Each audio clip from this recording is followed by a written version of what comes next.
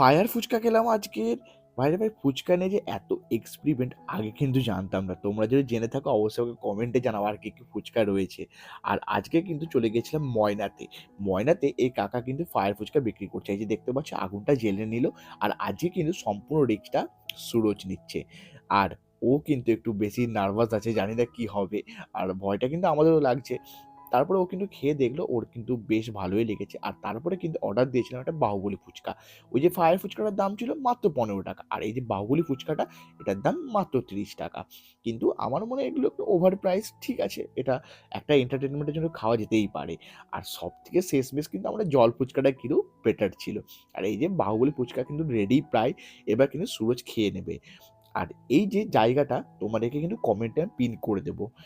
আর সুরজ কিন্তু রেডি খাওয়ার জন্য, আর জল না পড়লে কিন্তু প্রাইজ ছিল। ওর তো জল পড়ে গেছিল, প্রাইজ পেল না। তোমরা তো এখন চ্যানেলটা ফলো করো। টাটা, দেখা হচ্ছে পরবর্তী ভিডিওতে।